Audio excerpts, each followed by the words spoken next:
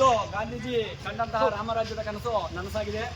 ವೀಕ್ಷಕರೇ, ಇಂದು ಗಾಂಧಿನಗರ ಗ್ರಾಮದ ರೈತರು ಟೀ ಕುಡಿಯೋಕ್ಕೋಸ್ಕರ ಗಾಂಧಿನಗರದಿಂದ ತಿರುಮಲಾಪುರದವರೆಗೆ ಒಂದು 25 ಟ್ರಾಕ್ಟರ್ಗಳು, ಒಂದೆರಡು ಬುಲಾರಗಳು, ಒಂದೆರಡು ಜೀತೋ ಗಾಡಿಗಳು, ಮತ್ತೆ ಒಂದೆರಡು ಟಾಟಾ ಎಸಿಗಳು, ಮತ್ತೆ ಒಂದು 10 ಬೈಕ್ ಬಂದಿದ್ದಾರೆ. ಇದು ಗಾಂಧಿನಗರದ ರೈತರ ಗತ್ತು. ಜೈ ರೈತ! ಪ್ರಿಯ ವೀಕ್ಷಕರೇ, ಗಾಂಧೀಜಿ ಕಂಡಂತಹ ರಾಮರಾಜ್ಯ ಇಂದು ನನಸಾಗ್ತಾ ಇದೆ.